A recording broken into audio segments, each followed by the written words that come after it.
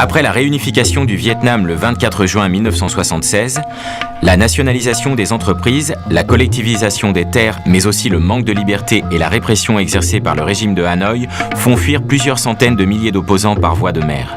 On les appelle les boat people. La crise économique et sociale est amplifiée dans les banlieues. Le taux de chômage y progresse bien plus qu'ailleurs. La vacance des logements et le processus de ghettoisation s'amplifient. Durant l'été 1981, de violentes émeutes éclatent d'abord aux Minguettes, à Vénissieux, puis à Villeurbanne et à Vaux-en-Velin. Des jeunes, pour la plupart chômeurs et d'origine maghrébine, incendient des voitures pour protester contre leurs conditions de vie. Durant 3 mois, les incendies de voitures se succèdent et fin septembre, on totalisera plus de 200 voitures brûlées. Avant ces émeutes, les jeunes immigrés étaient invisibles. Après, on s'interroge sur l'identité de ces jeunes de la deuxième génération, sur leur culture, sur leurs valeurs. Les banlieues deviennent une terre de reportage et l'image négative qui en ressort rejaillit sur les habitants. Et toi, t'as envie de changer de cité? Non, c'est pas la question que j'aimerais changer de cité. J'aimerais que c'est la cité qui change. À la suite des émeutes urbaines de 1981, l'État met en place une politique de développement social des quartiers. Ce dispositif comprend des réhabilitations et des démolitions de logements, la création de lignes de transport en commun, le renforcement des moyens des établissements scolaires, la prévention de la délinquance, le soutien à l'emploi et à la formation, l'animation sociale et culturelle et l'implantation d'activités économiques. L'État travaille autrement, se rapproche des collectivités. Ça fait au moins 2 ans et demi qu'on dit civilisation urbaine ou barbarie. Soit on va se bouger sur la ville, soit il va arriver des choses graves dans cette société, des choses vraiment graves, du déchirement du point de vue social. Et on dit que la question urbaine, c'est la grande question sociale moderne. C'est là que dans des morceaux de ville entiers, dans des territoires entiers, tous les problèmes de la société sont concentrés. Donc on dit qu'il faut agir là-dessus. Ça fait longtemps qu'on le dit. Il faudrait enfin qu'on dise que c'est la première question à régler. Les 13 sites de l'agglomération lyonnaise qui font alors l'objet d'un DSQ sont retenus pour banlieue 89. Au début des années 80, ce sont surtout les organismes HLM qui se mobilisent dans le développement social des quartiers et notamment l'OPAC du Rhône et Logirel, aujourd'hui Aliad. Le diagnostic pré-habitat et vie sociale réalisé par l'agence d'urbanisme est présenté au conseil de communauté le 18 septembre 1981. Les élus communautaires prennent conscience de l'ampleur des problèmes posés par la ZUP de Vénissieux.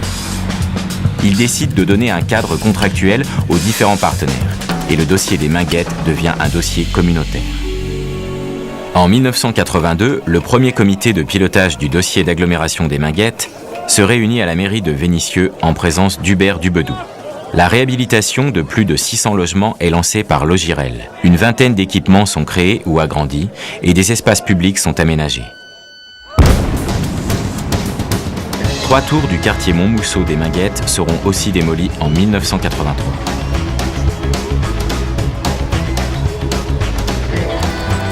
Les problèmes posés par l'évolution de la ZUP des Minguettes se posent également à Vaux-en-Velin, à Bron, à Rieux, à Villeurbanne et dans certains quartiers lyonnais comme la Duchère ou Mermoz.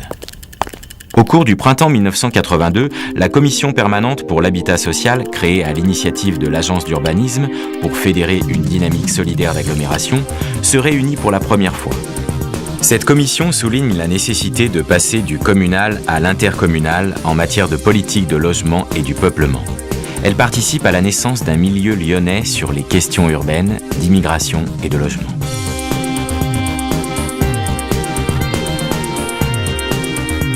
Désormais, les élus du centre ou de l'ouest ne peuvent plus ignorer les enjeux qui se jouent à l'est. Le sentiment nouveau de solidarité d'agglomération est aussi favorisé par le fait qu'en 1983, toutes les communes de l'agglomération sont enfin représentées au conseil de communauté. Le département développement urbain de la communauté urbaine est créé d'ailleurs en cette année 1983 et commence à appréhender ces questions. À cette époque, la mobilisation des immigrés dépasse largement le cadre du travail pour se positionner dans un cadre sociétal. La mobilisation collective de jeunes issus de l'immigration de Vénissieux en est une parfaite illustration. Ils vont revendiquer une reconnaissance, une égalité des droits et la fin de la double peine. François Mitterrand promet de changer de politique en matière d'expulsion s'il est élu. Après le 10 mai 1981, l'ordonnance de 1945 est réformée, rendant les expulsions bien plus difficiles. Malgré le lancement de la politique de développement social des quartiers, de violents affrontements éclatent en mars 1983 à Vénissieux. Pour tenter de mettre fin à la spirale de la violence, des jeunes du quartier créent l'association SOS Avenir Minguette. Son président est blessé par balle par la police le 20 juin 1983. Il décide alors d'organiser la marche pour l'égalité et contre le racisme. À l'issue de cette marche, une délégation est reçue à l'Élysée par le président François Mitterrand qui annonce la création de la carte de séjour de 10 ans. Mais les effets de reconnaissance des beurs restent très limités au niveau local. On ne peut parler d'avancée réelle sur le plan de l'égalité. Cette mobilisation spontanée sera vite rejointe par des mouvements politiques de plus grande envergure pour être transformés en associations posant haut et fort la question du racisme et de l'égalité des droits. C'est à partir de 1985-86 que la communauté urbaine apparaît en tant qu'acteur à part entière dans les quartiers sensibles. Son engagement, bien qu'encore limité, pour la rénovation de la Grapinière par exemple, est loin d'être neutre. L'essentiel de l'intervention publique se focalise en effet sur l'urbain, les logements, les espaces publics et les équipements, sans prêter réellement attention aux gens qui vivent là et à leurs revendications. Compétente en urbanisme, la communauté urbaine doit gérer l'arrêt des projets d'aménagement des UP tels qu'ils avaient été conçus par l'État. En 1988, on prend conscience que les problèmes ne peuvent se résoudre à l'échelle du quartier ni même d'une ville et qu'il y a nécessité de coordonner les politiques à l'échelle de l'agglomération. Durant cette décennie, les premières équipes opérationnelles placées sous les 3 autorités de la communauté urbaine, des communes et de l'État sont mises en place à Lyon-la-Duchère, Vénissieux et Vaux-en-Velin.